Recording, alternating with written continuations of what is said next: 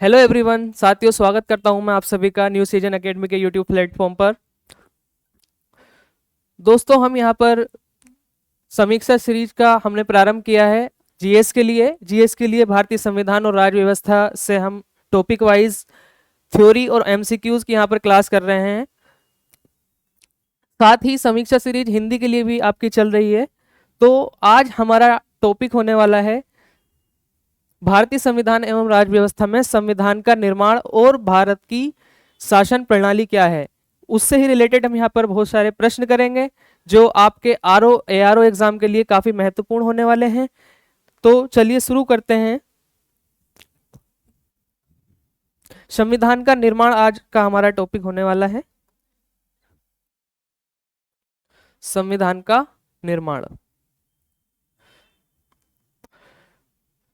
उससे पहले हम सरकार की शासन प्रणाली के बारे में यहाँ पर पढ़ लेते हैं, थोड़ा सा ओवरव्यू देख लेते हैं कि भारत की शासन प्रणाली किस तरह की है और शासन के सरकार के कौन कौन से अंग हैं। तो देखते हैं। शासन। देखिए, शासन के सरकार के शासन प्रणाली के तीन मुख्य अंग होते हैं।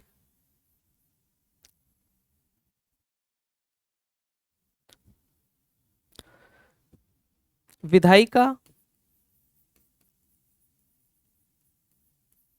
विधायिका, कार्यपालिका,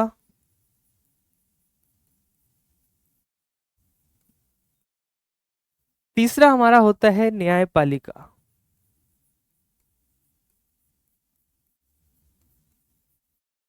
न्यायपालिका। देखिए, अब बात करते हैं यहाँ पर विधायिका का क्या कार्य होता है, कार्यपालिका का क्या काम होता है और न्यायपालिका इसका क्या काम होता है।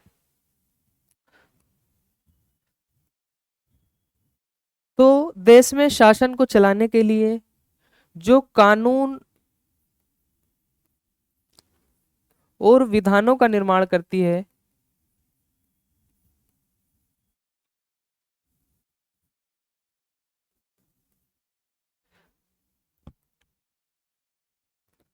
राज्य का वह अंग विधायिका होता है, कानून और विधानों का निर्माण। जैसे अगर भारत की बात करें तो भारत की संसद और राज्य विधानमंडल। राज्य विधानमंडल।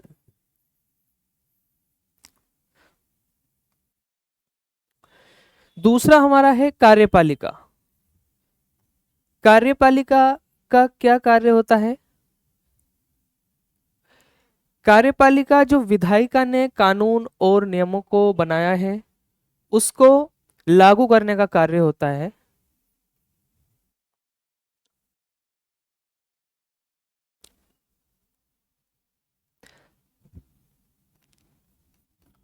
लागू करने का कार्य।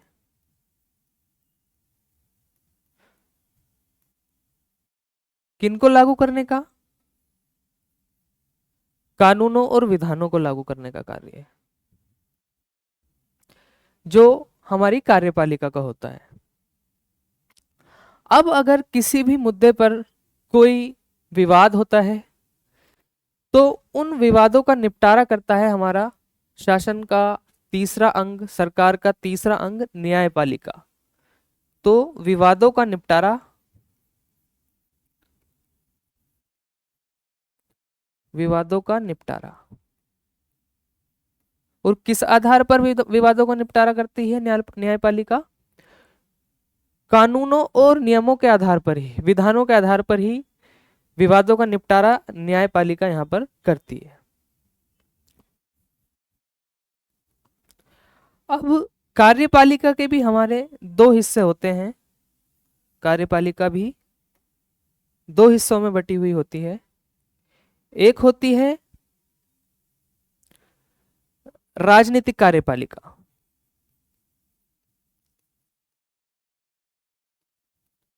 राजनीतिक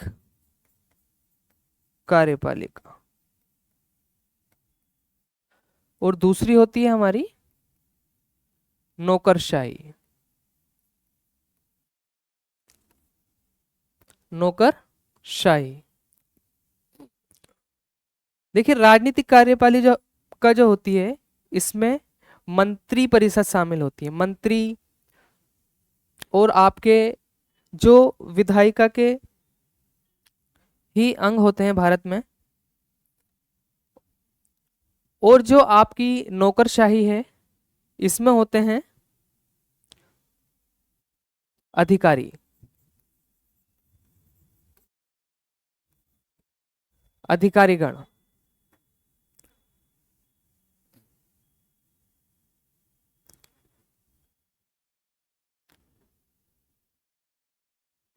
ठीक है, अब हम बात कर लेते हैं जो राजनीतिक कार्यपालिका है वो आपकी अस्थायी होती है, और जो नौकरशाही है वो स्थायी होती है। तो ये रहा सरकार के तीनों अंगों का थोड़ा सा ओवरव्यू। नेक्स्ट हम बात करते हैं शासन प्रणाली की। शासन प्रणाली।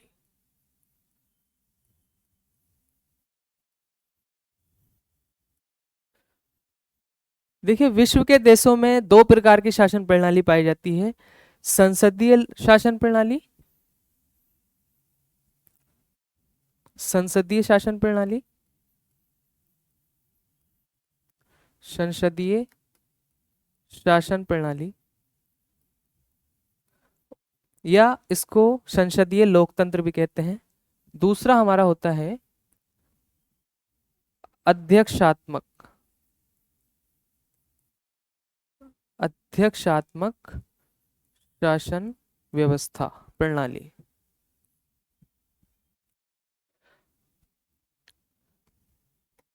इनकी विशेषताएं देख लेते हैं क्या क्या है। देखिए संसदीय शासन प्रणाली जो है इसमें विधायिका और कार्यपालिका आपस में जुड़ी हुई होती है। विधायिका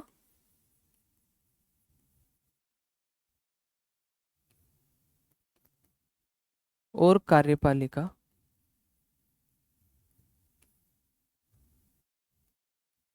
आपस में जुड़े हुए होते हैं।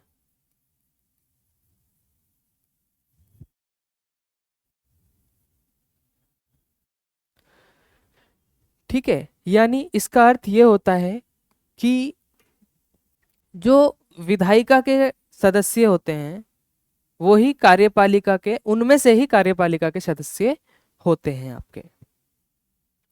और जबकि अध्यक्षात्मक शासन प्रणाली में जो है विधायिका और कार्यपालिका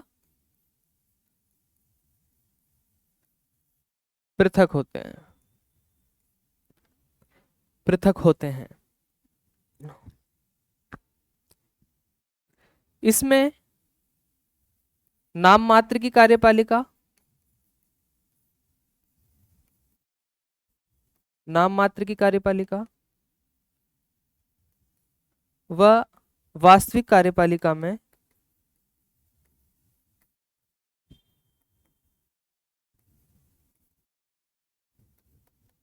अंतर होता है। ठीक है, और जबकि आपका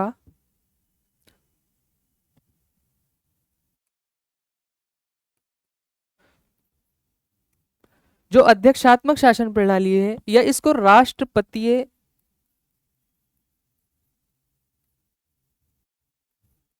राष्ट्रपतीय शासन प्रणाली भी कहते हैं, प्रेसिडेंशियल, इसमें कोई अंतर नहीं होता है। नाम मात्र की और वास्तविक कार्यपालिका में कोई अंतर नहीं होता है। अब यहाँ पे नाम मात्र की कार्यपालिका और वास्तविक कार्यपालिका से क्या तात्पर्य है। देखिए वास्तविक कार्यपालिका में जो होता है वो प्रमुख होता है आपका, वास्तविक कार्यपालिका का जो प्रमुख होता है वो आपका प्रधानमंत्री होते हैं, और जो नाम मात्र की कार्यपालिका है इसके जो प्रमुख होते हैं वो राष्ट्रपति होते हैं। तो वास्तविक कार्यपालिका जो होती है प्रधानमंत्री के अधीन होती है। तीसरी बात इसमें है कि इसका कार्यकाल जो होता है, कार्यकाल वास जो संसदीय शासन प्रणाली में जो कार्यकाल होता है कार्यपालिका का, वास्तविक कार्यपालिका का, वो अनिश्चित होता है। जबकि जो आपका प्रेसिडेंशियल गवर्नमेंट सिस्टम है, इसमें आपका जो कार्यकाल होता है वो निश्चित होता है, कार्यकाल निश्चित होता है।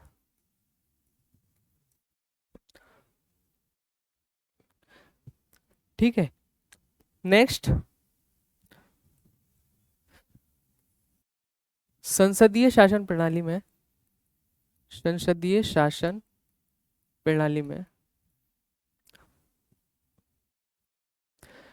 जो शासन के हिस्से हैं, कार्यपालिका और विधायिका, विधायिका में जो हिस्से हैं, इसके जो सदस्य हैं वो सामूहिक उत्तरदायित्व के सिद्धांत पर कार्य करते हैं। सामूहिक उत्तरदायित्व,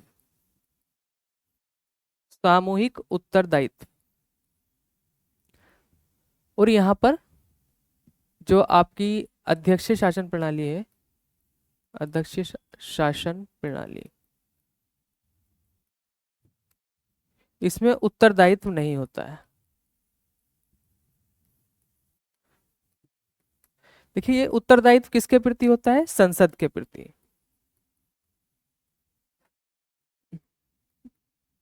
तो संसदीय शासन प्रणाली में एक खासियत यह है कि सामूहिक उत्तरदायित्व के सिद्धांत पर कार्य करता है, जिससे तानाशाही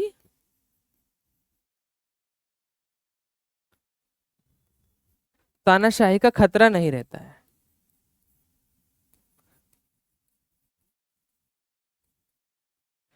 जबकि आपका अध्यक्ष शासन प्रणाली में, क्योंकि वो किसी के प्रति उत्तरदायित्व नहीं है, उसका किसी के प्रति उत्तरदायित्व नहीं होता है, तो इसमें तानाशाही की प्रवृत्ति हो सकती है।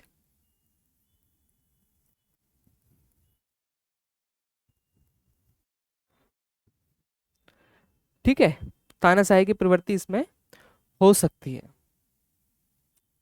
और एक संसदीय शासन प्रणाली में महत्वपूर्ण बात यह है कि जो आपका विधायिका और कार्यपालिका है, विधायिका प्लस कार्यपालिका है,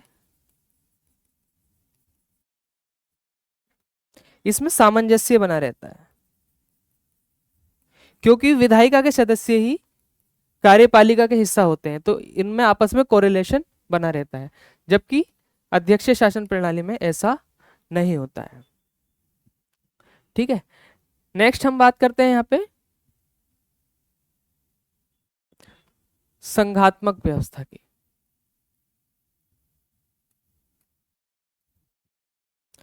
संघात्मक और एकात्मक व्यवस्था, इसमें देख लेते हैं कि संसदीय शासन प्रणाली के कुछ उदाहरण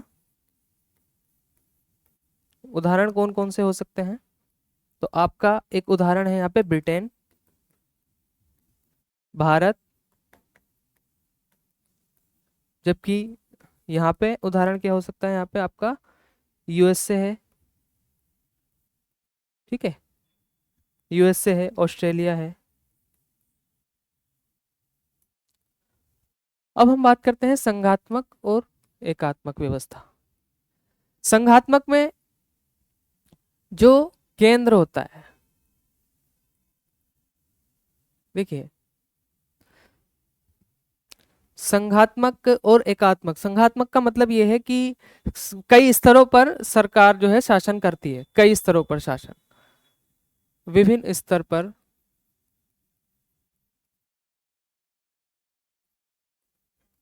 शासन, जैसे केंद्र, राज्य, है ना, स्थानीय स्तर पर।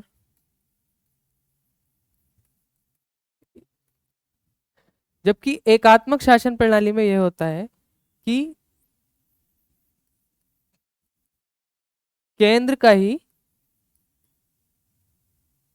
आधिपत्य होता है, जो शासन व्यवस्था पर है, एक ही अंग जो है कार्य करता है आपका। तो ये हो गया संघात्मक और एकात्मकता की बात।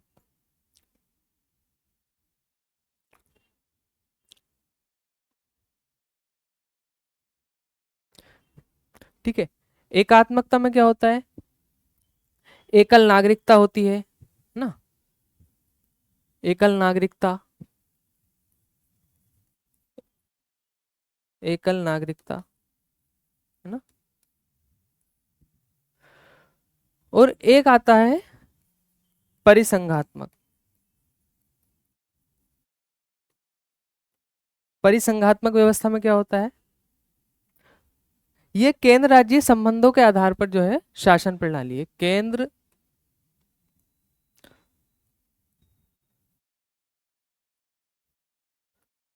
केंद्र राज्य संबंधों के आधार पर,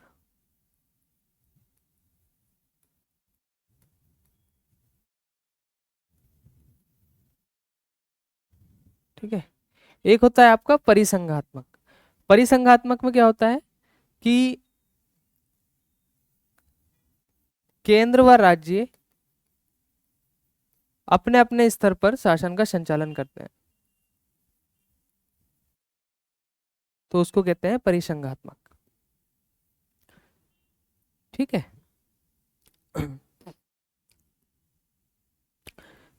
अब हम संघात्मक और एकात्मक एक उदाहरण देख लेते हैं। देखिए, संघात्मक का महत्वपूर्ण उदाहरण है आपका भारत, या भारत को नहीं रख सकते यहाँ पे, यूएसए को रख सकते हैं। और आपका एकात्मकता का उदाहरण क्या हो जाता है, ब्रिटेन ना। और जबकि भारत में जो है, भारत की जो शासन व्यवस्था है उसको अर्ध संघात्मक कहा गया है। अर्ध संघात्मक क्यों कहा गया है, हम भारत के बारे में ही बात करेंगे, क्योंकि भारतीय राज्य व्यवस्था और संविधान की यहाँ पे हम चर्चा कर रहे हैं। वो इसलिए क्या कहा गया है, क्योंकि कुछ मामलों में तो भारत संघात्मक रूप में कार्य करता है, लेकिन विभिन्न कुछ मामलों में एकात्मकता की ओर झुकाव हो जाता है। तो कुछ मामलों में संघात्मक और कुछ मामलों में एकात्मक। तो भारत ना तो पूर्ण रूप से संघात्मक है, ना ही पूर्ण रूप से एकात्मक है। कभी कभी जो किन्हीं मुद्दों पर झुकाव एकात्मकता की ओर हो जाता है, कुछ मुद्दों पर संघात्मकता की ओर हो जाता है, तो इसलिए भारत को अर्ध संघात्मक कहा जाता है। ठीक है, अब हम बात कर लेते हैं प्रश्नों की। हम डायरेक्टली प्रश्न पर आ जाते हैं। काफी सारे प्रश्न यहाँ पर लगाए हुए हैं, आप उनकी अच्छे से देखिए और वीडियो को पॉज करके जवाब भी देते रहिएगा। तो नेक्स्ट हम बात कर लेते हैं प्रश्नों की। पहला प्रश्न हमारा है, नीचे दो वक्तव्य दिए गए हैं, एक कथन है तथा दूसरा कारण है। कथन क्या है,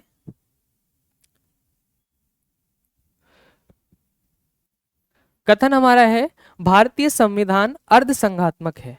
भारतीय संविधान अर्ध संघात्मक है।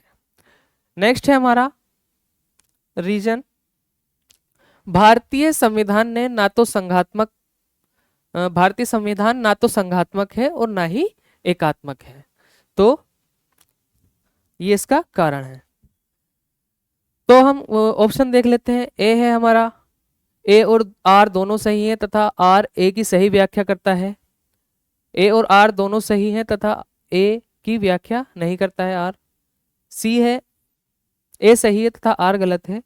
डी है आपका, ए गलत है परंतु आर सही है। तो आप इस क्वेश्चन का जवाब दीजिए। यूपी पीसीएस में पूछा गया प्रश्न है, इसका आप उत्तर दीजिए। देखिए, भारतीय संविधान अर्धसंघात्मक है, ये हमने देखा, बिल्कुल सही है। और भारतीय संविधान ना तो संघात्मक है और ना ही एकात्मक है, ये बात भी सही है। तो इसीलिए भारत का संविधान जो है अर्धसंघात्मक है, तो इसका सही उत्तर हो जाता है ए। नेक्स्ट आपका, हाँ, तो इसकी एक्सप्लेनेशन देख लीजिए। केसी वियर एक जानकार हुए हैं पश्चिम के, केसी वियर ने भारतीय संविधान को अर्धसंघीय कहा है, यानी भारतीय संविधान ना तो संघात्मक है और ना ही एकात्मक। नेक्स्ट प्रश्न हम देख लेते हैं, निम्नांकित में से किस एक का कथन है कि संविधान को संघात्मकता के तंग ढांचे में नहीं डाला गया है। संविधान को संघात्मकता के तंग ढांचे में नहीं डाला गया है। मतलब यही है कि भारत को पूर्णतः संघात्मक राज्य नहीं बनाया गया है। तो ये कथन किसका है? ऑप्शन ए है डी बसु, बी है के एम मुंशी, सी है डॉक्टर भीमराव अंबेडकर, या डी है ए के अय्यर। तो ये कथन है हमारे डॉक्टर भीमराव अंबेडकर साहब का। ठीक है, तो इसका सही उत्तर हो जाता है सी। आप इसकी एक्सप्लेनेशन भी देख लीजिए। डॉक्टर भीमराव अंबेडकर का मत है कि भारतीय संविधान को संघात्मकता के तंग ढांचे में नहीं डाला गया है। नेक्स्ट है आपका, कौन भारतीय संघवाद को सहयोगी संघवाद कहना पसंद करते हैं? भारतीय संघवाद को सहयोगी संघवाद किसने कहा है? सहयोगी संघवाद, सहयोगी मतलब केंद्र और राज्यों का आपस में सामंजस्य, इसको सहकारी संघवाद भी कहा जाता है। सहकारी संघवाद, इसको सहकारी संघवाद भी कहा जाता है। ठीक है, तो ये कथन है ग्रेनविल ऑस्टिन का, है ना, ग्रेनविल ऑस्टिन का। इसका सही उत्तर हो जाएगा ए।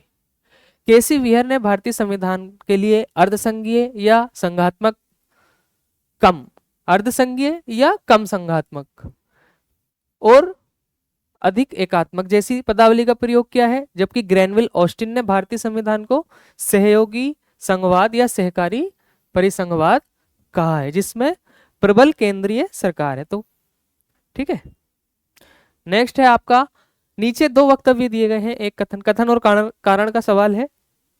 पहला है, भारत एक संघात्मक राज्य है जिसमें एकात्मकता के सशक्त तत्व हैं। तो भारत में जो केंद्र की ओर झुका हुआ संघवाद है, मतलब केंद्र ज्यादा सशक्त है कुछ मामलों में। तो पहला कथन आपका ये हो गया। कारण है आर, भारत एक संसदीय लोकतंत्र है। ठीक है, तो आप इस प्रश्न का उत्तर दीजिए पॉज करके वीडियो को कमेंट बॉक्स में। ए होगा व्याख्या करेगा या नहीं? बी में ए कह रहा है व्याख्या करता है, बी कहता है आर ए की सही व्याख्या नहीं करता है, सी है ए सही है परंतु आर गलत है, डी है ए गलत है परंतु आर सही है। तो देखिए, पहला स्टेटमेंट भी सही है, भारत एक संघात्मक राज्य है, ठीक है बिल्कुल, और दूसरा भारत एक संसदीय लोकतंत्र है, ये भी ठीक है। लेकिन ये आपस में एक दूसरे की व्याख्या नहीं कर रहा है, आर ए की व्याख्या नहीं कर रहा है, हालांकि दोनों कथन सही है। तो इसका सही उत्तर हो जाएगा आपका बी। नेक्स्ट है आपका बी सही उत्तर इसका। ठीक है, आप एक्सप्लेनेशन देख लीजिए। सी है आपका, संसदीय स्वरूप के शासन का प्रमुख लाभ यह है कि संसदीय स्वरूप के शासन का प्रमुख लाभ यह है कि कार्यपालिका और विधानमंडल दोनों स्वतंत्र रूप से कार्य करते हैं। यह नीति को निरंतरता प्रदान करता है और यह अधिक दक्ष है। कार्यपालिका विधानमंडल के प्रति उत्तरदायी बनी रहती है। सरकार के अध्यक्ष को निर्वाचन के बिना नहीं बदला जा सकता है। देखिए, यूपीएससी में पूछा गया प्रश्न है, आप इसका सही जवाब दीजिए क्या है। कार्यपालिका और विधानमंडल दोनों स्वतंत्र रूप से कार्य करते हैं। तो संसदीय में तो हमने ये नहीं देखा, सामंजस्य बना रहता है, तो पहला स्टेटमेंट गलत हो जाता है। यह नीति को निरंतरता प्रदान करता है और यह अधिक दक्ष है। क्या यह सही होगा? सी है आपका, कार्यपालिका विधानमंडल के प्रति उत्तरदायी बनी रहती है। तो इसका सही उत्तर क्या हो सकता है? इसका सही उत्तर होगा बी। देख लेते हैं एक बार, सी इसका सही उत्तर होगा सी। सी क्यों होगा, इसकी एक्सप्लेनेशन ही देख लेते हैं डायरेक्ट। संसदीय स्वरूप के शासन का प्रमुख लाभ यह है कि कार्यपालिका विधानमंडल के प्रति उत्तरदायी बनी रहती है। अभी हमने पढ़ा सामूहिक उत्तरदायित्व, संसद के प्रति उत्तरदायित्व बना रहता है संसदीय शासन प्रणाली में कार्यपालिका का। उल्लेखनीय है कि संसदीय शासन प्रणाली लोकतंत्र तांत्रिक शासन की वह प्रणाली है जिसमें कार्यपालिका अपनी लोकतांत्रिक वैधता विधायिका अर्थात संसद से प्राप्त करती है तथा विधायिका के प्रति उत्तरदायी होती है। संसदीय शासन प्रणाली का आधारभूत सिद्धांत तत्व सामूहिक उत्तरदायित्व पर आधारित है। मंत्रिमंडल सरकार के जनता के प्रति सामूहिक उत्तरदायित्व को सुनिश्चित करने हेतु संसदीय लोकतंत्र की एक क्रियाविधि है। भारतीय संविधान में संसदीय शासन व्यवस्था के अंतर्गत मंत्रिमंडल के गठन से संबंधित प्रावधान अनुच्छेद 74 व 75 में वर्णित है। ठीक है, तो आप इसको भी देख लेना। तो इसका सही उत्तर हो जाएगा आपका सी, उत्तरदायी बनी रहती है। ठीक है, नेक्स्ट आपका है, निम्नलिखित कथनों में से उस एक को चुनिए जो मंत्रिमंडल स्वरूप की सरकार के अंतर्निहित सिद्धांत को अभिव्यक्त करता है। मंत्रिमंडल स्वरूप की सरकार के अंतर्निहित सिद्धांत को अभिव्यक्त करता है। ए है, ऐसी सरकार के विरुद्ध आलोचना को कम से कम करने की व्यवस्था जिसके उत्तरदायित्व जटिल हैं तथा उन्हें सभी के संतोष के लिए निष्पादित करना कठिन है। नेक्स्ट है आपका, ऐसी सरकार के कामकाज में तेजी लाने की क्रियाविधि जिसके उत्तरदायित्व दिन प्रतिदिन बढ़ते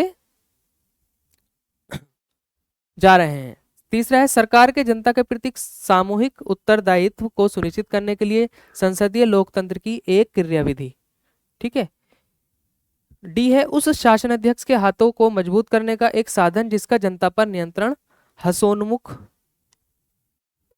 दशा में है।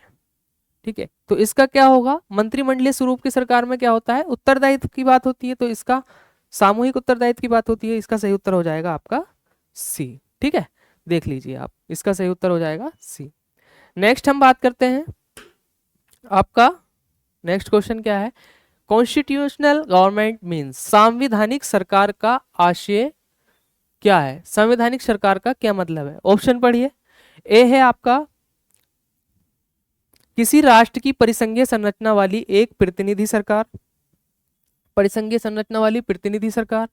बी है, जिसके कोई सरकार जिसके प्रमुख के पास नाम मात्र की शक्तियां हो, जिसके प्रमुख के पास नाम मात्र की शक्तियां हो। ठीक है, कोई सरकार जिसके प्रमुख के पास वास्तविक शक्तियां हो। और डी है आपका, कोई सरकार जो संविधान की सीमाओं से परिबद्ध हो। तो संवैधानिक सरकार का क्या मतलब होगा, जो संविधान के नियमों और विधानों, संविधान की सीमाओं से बंधी हुई हो, ऐसी सरकार को आप कहेंगे संवैधानिक सरकार या कॉन्स्टिट्यूशनल गवर्नमेंट। तो इसका सही उत्तर हो जाता है डी। ठीक है, डी, आप इसको देख लीजिए। नेक्स्ट है आपका 8वां प्रश्न है, परिभाषा से संवैधानिक सरकार का अर्थ क्या है।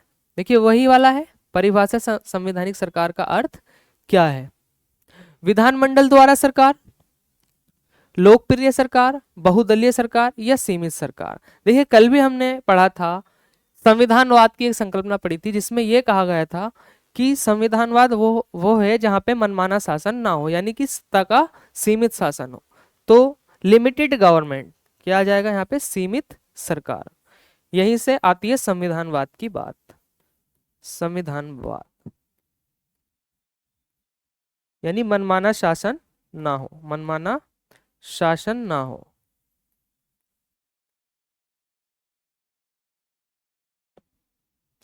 नेक्स्ट है आपका, which is known as the father of parliamentary system of government.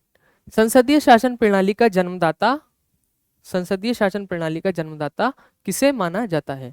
Option A है आपका ब्रिटेन, बी है संयुक्त राज्य अमेरिका, सी है सोवियत संघ और डी है आपका फ्रांस। तो देखिए संसदीय शासन प्रणाली की जो पृष्ठभूमि है वो ब्रिटेन से निकल कर आती है, तो इसका सही उत्तर हो जाएगा आपका बी, ब्रिटेन। ब्रिटेन को है संसदीय शासन प्रणाली का जन्मदाता कहा जाता है। ब्रिटेन है आपका ए पर, ए इसका सही उत्तर हो जाएगा।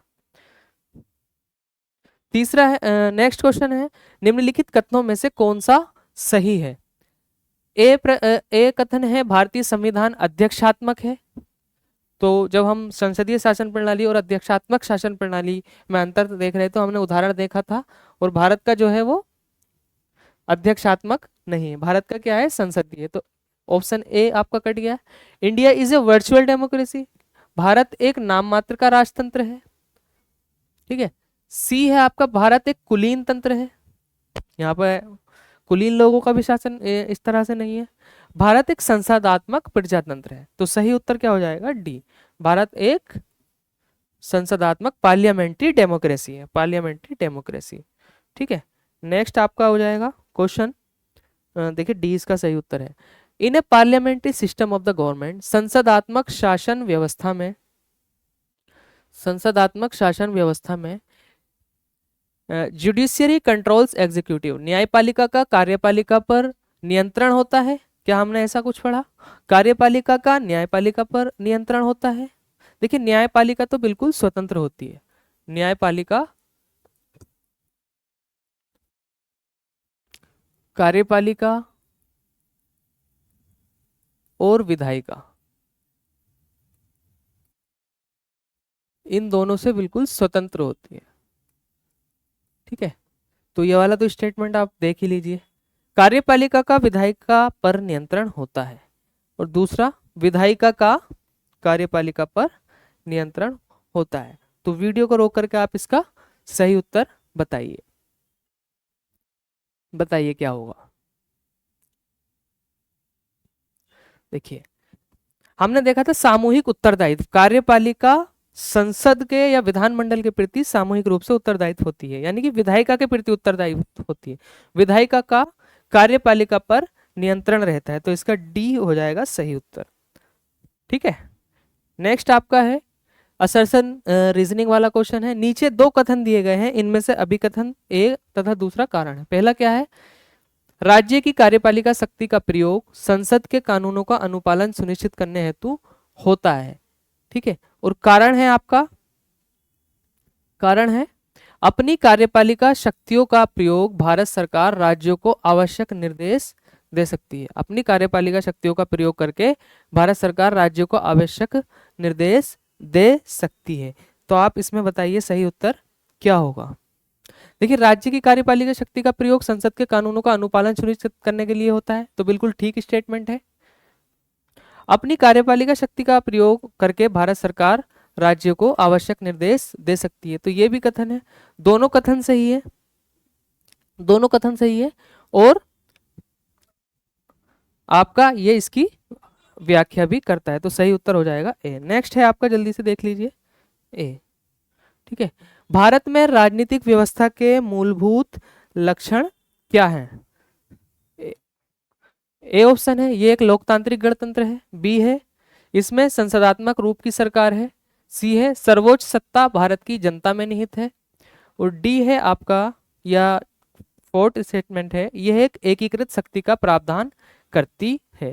देखिए यह एक लोकतांत्रिक गणतंत्र है, ये तो बिल्कुल ठीक स्टेटमेंट है।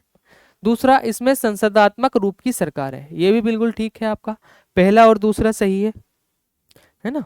तीसरा है सर्वोच्च सत्ता भारत की जनता में निहित है, सर्वोच्च सत्ता भारत की जनता में निहित है।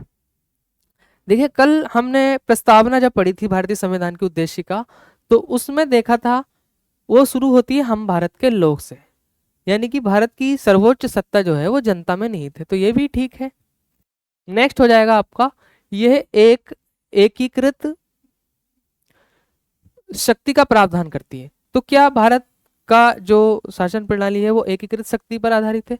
नहीं, यहाँ पर तो संघवाद का है, मतलब केंद्र और राज्य दोनों में सामंजस्य बना हुआ है, तो इसका सही उत्तर हो जाएगा आपका ये तीसरा स्टेटमेंट गलत होगा, लास्ट वाला फोर्थ स्टेटमेंट, तो ये कट जाएगा, ये चौथा वाला कट जाएगा और पहले दूसरा तीसरा सही है, तो इसका सही उत्तर हो जाएगा बी। नेक्स्ट क्वेश्चन देखिए, इसकी एक्सप्लेनेशन आप देख लीजिए, बी इसका सही उत्तर है।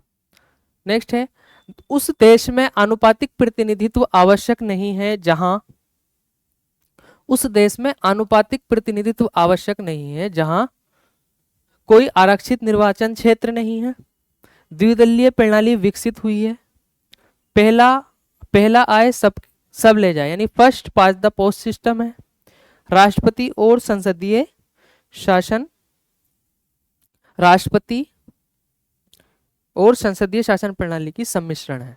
तो देखिए यहाँ पे है नहीं है, उस देश में आनुपातिक प्रतिनिधित्व आवश्यक नहीं है। ठीक है, तो इसका सही उत्तर हो जाएगा आपका द्विदलीय प्रणाली जहां विकसित हुई है वहां पे आनुपातिक प्रतिनिधित्व आवश्यक नहीं है। कहाँ कहाँ अनुपातिक प्रतिनिधित्व आवश्यक है? कोई आरक्षित निर्वाचन क्षेत्र नहीं है जहां पर, first pass the post system है वहां पे भी जरूरी है, राष्ट्रपति और संसदीय शासन प्रणाली की सम्मिश्रण है वहां पर भी। हमारे देश में जो राष्ट्रपति का चुनाव होता है वो अनुपातिक प्रतिनिधित्व प्रणाली एकल संक्रमणीय मत पद्धति अनुपातिक प्रतिनिधित्व पर ही आधारित होता है। नेक्स्ट है आपका, तो इसका सही उत्तर हो जाएगा बी। नेक्स्ट प्रश्न है, भारत एक गणतंत्र है जिसमें अंतर्निहित है। गणतंत्र है, भारत एक गणतंत्र है। गणतंत्र का हमने मतलब कल देखा था कि वंशानुगत शासन ना हो, यानी कि सरकार का जो मुखिया हो वो चुना जाए। तो पहला ऑप्शन है इसमें, राज्य का अध्यक्ष निर्वाचित होता है। देश स्वतंत्र है। देश में एक जनतांत्रिक व्यवस्था है की सरकार है। डी है आपका, देश में अंतिम सत्ता संसद में निहित है। ठीक है, तो इसका सही उत्तर हो जाता है, गणतंत्र का अर्थ होता है कि राज्य का अध्यक्ष निर्वाचित होता है, यानी कि वंशानुगत नहीं होता है। तो इसका सही उत्तर हो जाएगा ए आपका। नेक्स्ट प्रश्न है, आप देख लीजिए, भारत एक गणतंत्र है, इसका अर्थ क्या है? सेम क्वेश्चन है, इसको आप अटेम्प्ट कीजिए और सही उत्तर कमेंट बॉक्स में डालिए। 16 जो प्रश्न है आपको इसका कमेंट में जवाब देना है। ठीक है, एक बार ऑप्शन देख लेते हैं। सभी मामलों में अंतिम अधिकार जनता के पास है। भारत में संसदीय शासन व्यवस्था है। भारत में वंशानुगत शासन नहीं है। भारत राज्यों का संघ है। तो इसका उत्तर क्या होगा, आप कमेंट बॉक्स में बताइए। ठीक है, ये आपका 16 प्रश्न है, इसका उत्तर क्या होगा। नेक्स्ट देख लीजिए ऑप्शन, भारतीय राजनीति पद्धति के बारे में कौन सा सही नहीं है? देखिए, भारतीय शासन पद्धति के बारे में कौन सा सही नहीं है, हमें गलत ऑप्शन का यहाँ पे चुनाव करना है। भारत एक धर्मनिरपेक्ष राज्य है, संसदीय पद्धति की सरकार है, संघीय नीति है, राष्ट्रपतीय पद्धति की सरकार है। तो साफ साफ यहाँ पे स्पष्ट होता है, धर्मनिरपेक्ष राज्य है, ये तो प्रस्तावना से स्पष्ट होता है। संघीय नीति है, ये भी हमने देखा। संसदीय पद्धति की सरकार है ही, और राष्ट्रपति पद्धति की सरकार यहाँ पे नहीं। तो इसका सही उत्तर हो जाएगा डी। नेक्स्ट, डी इसका सही उत्तर हो गया।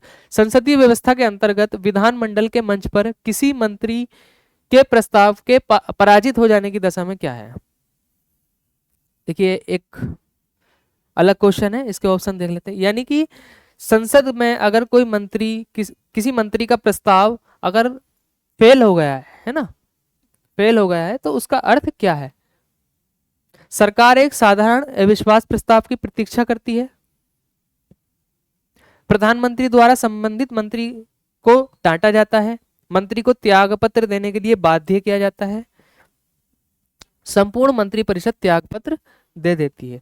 देखिए, जब किसी एक मंत्री का प्रस्ताव जो है वो पराजित हो गया है, यानी कि इसका मतलब ये है कि जो बहुमत है सरकार का संसद में या विधानमंडल में, वो बहुमत खो बैठी है। इसका मतलब ये है कि संपूर्ण मंत्रिपरिषद को त्यागपत्र देना होगा।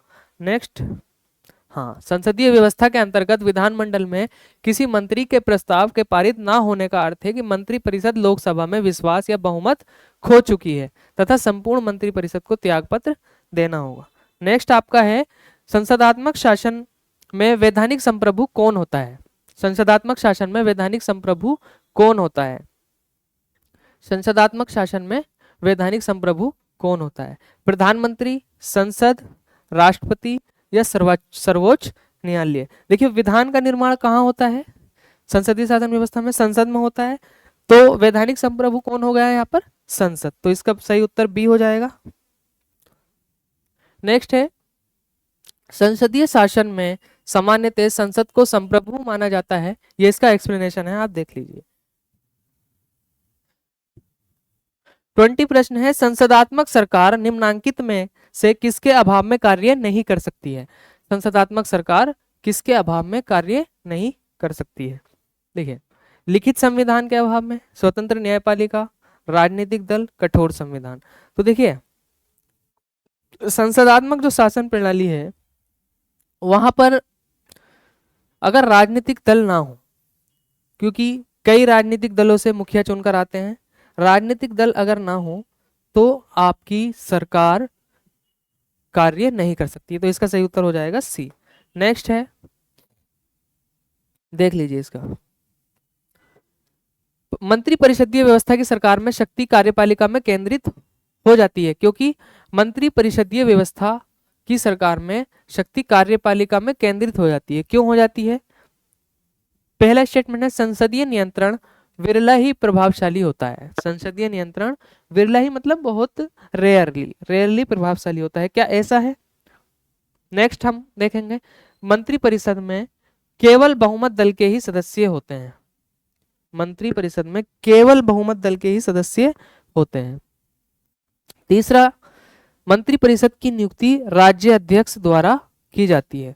Council of minister appointed by the head of the state. देखिए अब इसमें सही उत्तर क्या है, आप इसका ध्यान से देखिए।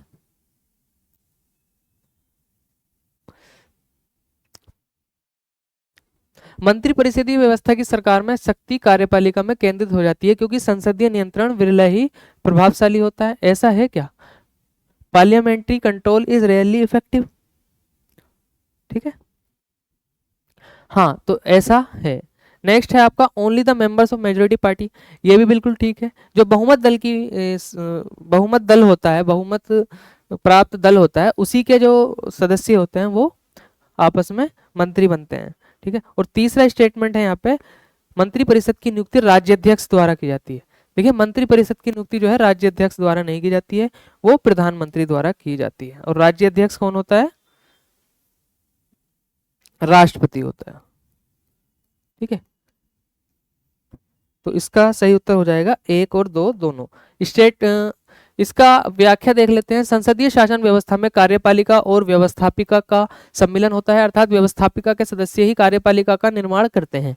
व्यवस्थापिका में सामान्यतः निचले सदन बहुमत दल प्राप्त राजनीतिक दल ही सरकार का निर्माण करते हैं और तब तक सत्ता में रहती है जब तक उसे बहुमत का समर्थन प्राप्त होता है। इस प्रकार सामान्यतः यह माना जाता है कि मंत्रिपरिषद सरकार पर संसद का नियंत्रण रहता है, परंतु व्यवहारिक रूप में मंत्रिमंडल ही संसद को नियंत्रण करती है, क्योंकि बहुमत दल प्राप्त करने वाला ही राजनीतिक दल सरकार बनाता है और सुविधा अनुसार संसद को संचालित करता है। तो ये इसका सही व्याख्या हो जाती है। नेक्स्ट है आपका which one of the following is not the feature of Indian constitution. निम्नलिखित में से कौन सी भारतीय संविधान की विशेषता नहीं है? तो संसदात्मक सरकार है, बी अध्यक्षात्मक सरकार, स्वतंत्र न्यायपालिका और संघात्मक सरकार। तो हमें नहीं बताना है कौन सा नहीं है। तो संसदात्मक सरकार भी है, स्वतंत्र न्यायपालिका भी है, संघात्मक सरकार भी है, और इसका सही उत्तर हो जाता है अध्यक्षात्मक सरकार, जो कि भारत के संविधान की विशेषता नहीं है। ठीक है, नेक्स्ट हमारा प्रश्न है, देखिए बी इसका सही उत्तर है। भारत की संसद पार्लियामेंट मुख्यतः किस मॉडल पर आधारित है? भारत की जो पार्लियामेंट है वो किस मॉडल पर आधारित है? क्या जर्मन पार्लियामेंट के मॉडल पर आधारित है, ब्रिटिश पार्लियामेंट के मॉडल पर आधारित है, यूएसए की कांग्रेस पर आधारित है, या फिर फ्रेंच पार्लियामेंट पर आधारित है? तो भारत की जो संसद है वो ब्रिटिश पार्लियामेंट पर आधारित है। इसका सही उत्तर हो जाएगा बी। नेक्स्ट है आपका क्वेश्चन, लोकतंत्र का उत्कृष्ट गुण यह है कि वह क्रियाशील बनाता है। देखिए बहुत ही यूनिक क्वेश्चन है अपने आप में। ए साधारण पुरुषों और महिलाओं की बुद्धि और चरित्र को, बी है कार्यपालक नेतृत्व को और सशक्त बनाने वाली पद्धतियों को, सी है गतिशीलता और दूरदर्शिता से युक्त एक बेहतर व्यक्ति को, समर्पित दलीय कार्यकर्ताओं के एक समूह को। तो इसका जो सही उत्तर हो जाता है साधारण पुरुषों और महिलाओं की बुद्धि और चरित्र को। देखिए जो लोकतंत्र जो क्रियाशील बनाता है, क्योंकि लोकतंत्र जनता का जनता के लिए जनता द्वारा शासन होता है। लोकतंत्र में हमने भारतीय लोकतंत्र में देखा लोगों को मौलिक अधिकार की और तमाम मौलिक अधिकार में हमने 6 तरह के अधिकार देखेंगे, 6 तरह के अधिकार हैं। उसके अकॉर्डिंग जो यहाँ से सही उत्तर निकल के आता है गरिमापूर्ण जीवन जीने का अधिकार हम आर्टिकल 21 के तहत देखेंगे स्वतंत्रता के अधिकार में।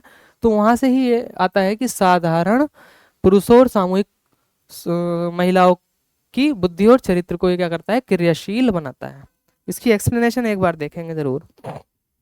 लोकतंत्र का विशिष्ट गुण यह है कि वह साधारण पुरुषों और महिलाओं की बुद्धि और चरित्र को क्रियाशील बनाता है। उल्लेखनीय है कि लोकतंत्र केवल एक विशिष्ट प्रकार की शासन प्रणाली ही नहीं अपितु एक विशेष प्रकार के राजनीतिक संगठन, सामाजिक संगठन, आर्थिक व्यवस्था, एक नैतिक एवं मानसिक भावना का नाम भी है। लोकतंत्र जीवन का समग्र दर्शन है जिसकी व्यापक परिधि में मानव के सभी पहलू समाहित हैं। मानव के सभी पहलू समाहित हैं।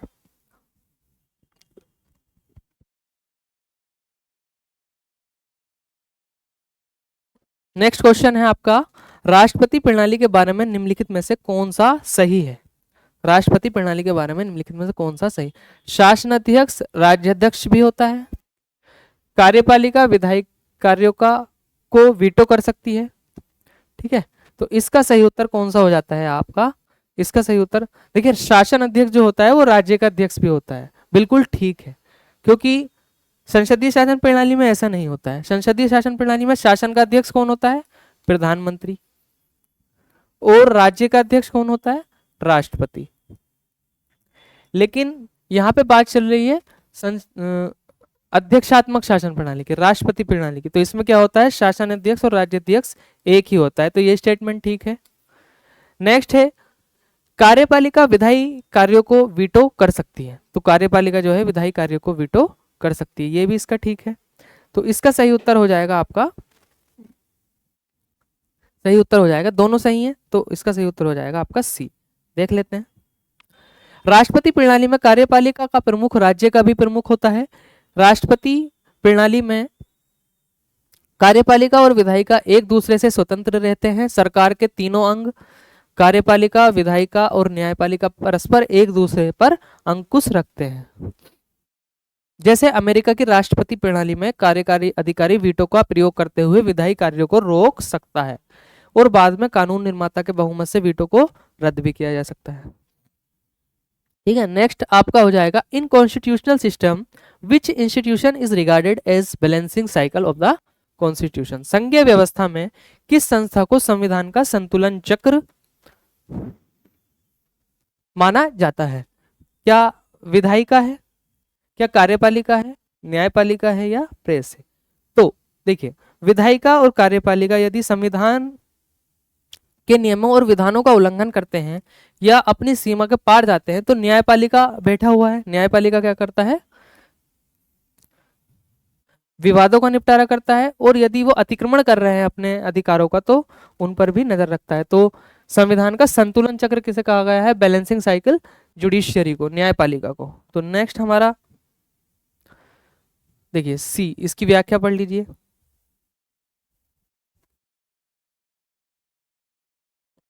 कितना टाइम हो गया?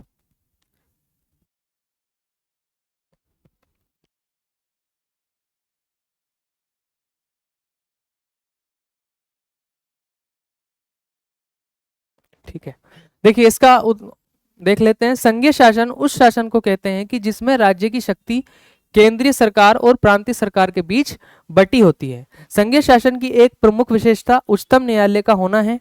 ठीक है, उच्चतम न्यायालय का होना यानी कि सर्वोच्च न्यायालय।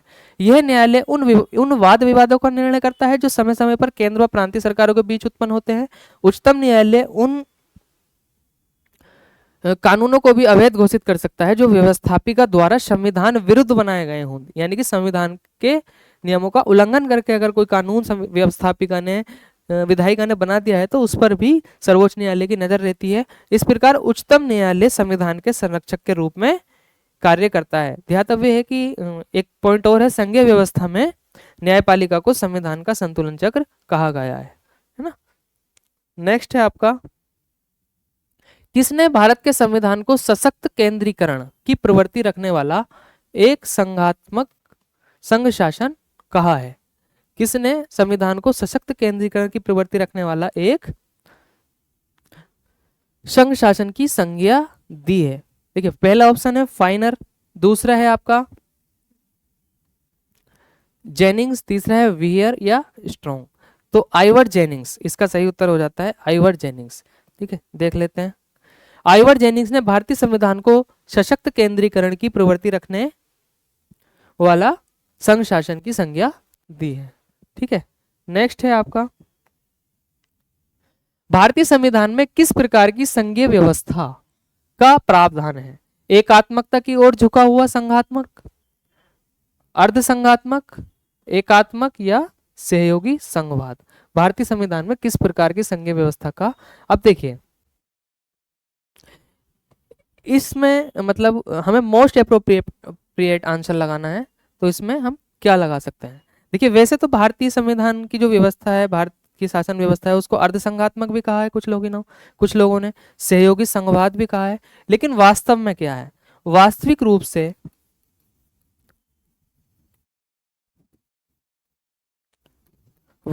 से भारत की जो शासन प्रणाली है वो क्या है, एकात्मकता की ओर झुकी हुई है।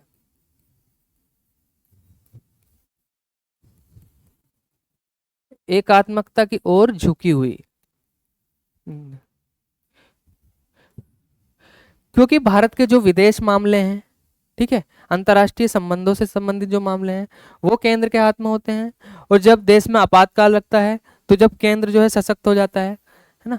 तो इस तरह के कई सारे एग्जाम्पल्स हैं, वो हम समय समय पर देखेंगे। तो इसीलिए भारत को एकात्मकता की ओर झुका हुआ संघात्मक राज्य कहा गया है, ठीक है। बाकी अगर ये ऑप्शन में नहीं होता तो हम अर्धसंघात्मक भी लगा सकते थे, और ये भी नहीं होता, सहयोगी होता तो सहयोगी संघवाद लगा सकते थे, ठीक है। नेक्स्ट हमारा प्रश्न है, इसका एक्सप्लेनेशन देख लेते हैं। भारतीय संविधान एकात्मकता की ओर झुके हुए संघात्मक व्यवस्था का प्रावधान करता है, क्योंकि भारतीय संविधान की महत्वपूर्ण विशेषता संघात्मक होते हुए भी केंद्रीयकरण की सबल प्रवृत्ति रखती है। भारतीय संविधान आपातकालीन परिस्थितियों में पूर्णतः एकात्मक संविधान का रूप धारण कर लेता है। तो इसलिए भारतीय संविधान की जो शासन प्रणाली है भारत की, उसको एकात्मकता की ओर झुका हुआ संघात्मक शासन कहा गया है। नेक्स्ट हमारा प्रश्न है, निम्नलिखित में से किसने सरकारों को गणतंत्रीय, राजतंत्रीय और स्वेच्छाचारी में बांटा है। तो किसने सरकारों को गणतंत्रीय, राजतंत्रीय और स्वेच्छाचारी में, गणतंत्रीय, राजतंत्रीय और स्वेच्छाचारी में बांटा है? अरस्तु, होब्स, मॉन्टेस्क्यू या सेंट ऑगस्टाइन? तो इसका सही उत्तर हो जाता है मॉन्टेस्क्यू। मॉन्टेस्क्यू ने सरकारों को कहा है गणतंत्रीय, राजतंत्रीय, स्वेच्छाचारी। गणतंत्रीय का क्या अर्थ होता है? गणतंत्रीय जहां पे वंशानुगत ना हो, राज्य का प्रमुख क्या हो, वंशानुगत ना हो, मतलब वो चुना जाए, इलेक्टेड हो, निर्वाचित होता हो जनता के बीच से। राजतंत्रीय में क्या होता है कि वंशानुगत हो, राजा का उत्तराधिकारी जो होगा वो वंशानुगत होगा। स्वेच्छाचारी, स्वेच्छाचारी मतलब जो शासन का प्रमुख होगा उसकी इच्छा के अनुसार, एक तरह से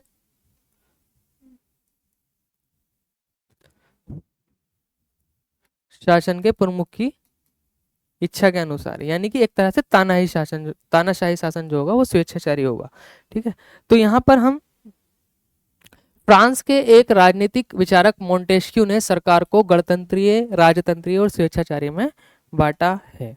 देखिए यहाँ पर हमारे भारत की जो शासन प्रणाली है उससे संबंधित प्रश्न यहाँ पर कंप्लीट हो गए। तो शासन प्रणाली से हमने यहाँ पे बहुत सारे प्रश्नों को देख लिया है। अध्यक्षात्मक, संसदात्मक, है ना, संघीय व्यवस्था, संघीय व्यवस्था से संबंधित हमने बहुत सारे प्रश्न देखे, ठीक है, और शासन प्रणाली से संबंधित हमने बहुत सारे प्रश्न देखे। तो नेक्स्ट जो हमारा टॉपिक होने वाला है वो संविधान सभा होने वाला है। संविधान सभा, अगले जो हमारे यहाँ पे क्वेश्चंस लगे हुए हैं वो संविधान सभा से रिलेटेड लगे हुए हैं। देखिए संविधान सभा से रिलेटेड,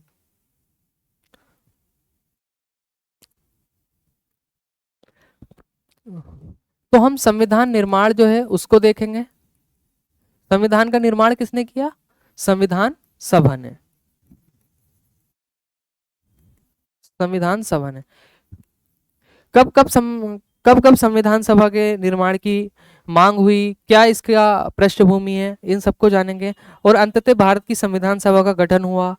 संविधान सभा का क्या संविधान सभा की जो है संविधान बनाने की प्रक्रिया थी, कौन कौन उसके अध्यक्ष थे, कौन कौन सी उसमें समितियां थी, कब कब क्या प्रावधान लाए गए हैं, ये सब हम संविधान सभा में नेक्स्ट हम क्लास में जानने वाले हैं, है ना। और इससे पहले हम संघात्मक व्यवस्था से रिलेटेड कुछ इंपॉर्टेंट कुछ कथन जान लेते हैं कि भारत का जो जो संघवाद है उसको किसने क्या कहा है, भारत के संघवाद को किसने क्या कहा है। देखिए हम आइवर जेनिंग्स का कथन देख लेते हैं। आइवर जेनिंग्स,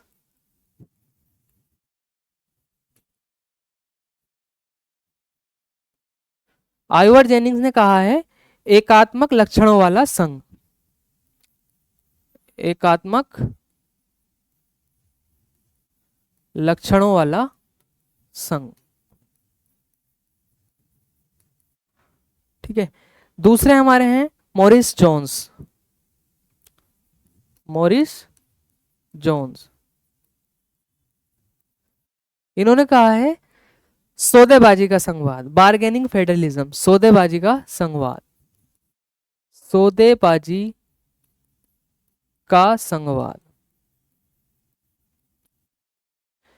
एक बहुत इंपॉर्टेंट आता है सहकारी संघवाद,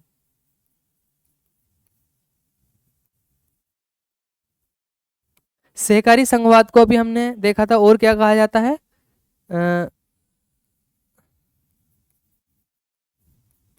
एक प्रश्न आया था समन्वयवादी संघवाद, समन्वयवादी, तो ये किसने कहा है, सहकारी संघवाद कहा है आपका ग्रेनविल ऑस्टिन ने।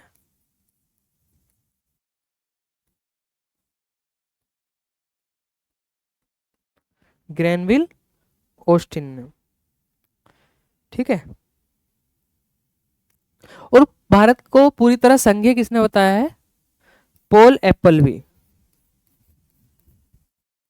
पॉल एप्पलबी ने भारत को पूर्णतः संघीय कहा है, पूर्णतः संघीय संघवाद कहा है। हालांकि इनका कथन जो है पूरी तरह से गलत प्रतीत होता है, क्योंकि भारत का जो संघवाद है वो क्या है, सहकारी संघवाद है या फिर एकात्मकता की ओर झुका हुआ संघवाद है। तो यहाँ पर हम आज इस टॉपिक को समाप्त करते हैं। हमने बहुत सारे प्रश्न देखे, एक बार और देख लीजिए आप, ठीक है। आप इन सबको अच्छे से रिवीजन कर लीजिए।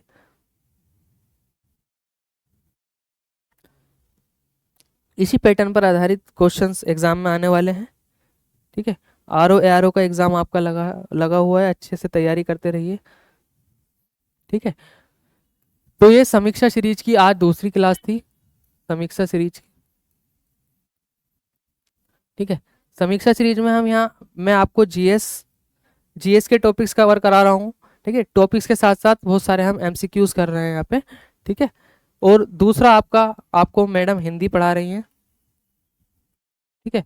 आप अच्छे से दोनों सीरीज को करते रहिए, जीएस और हिंदी को, और अपनी तैयारी अच्छे से करते रहिए। तो मैं अब यहाँ से आपसे विदा लेता हूँ। उम्मीद करता हूँ आप अपने सुझाव कमेंट बॉक्स में बताएंगे, और जो भी आपको कुछ सुझाव देना हो आप कमेंट बॉक्स में अवश्य बताइए, ठीक है। धन्यवाद, आप खुश रहिए।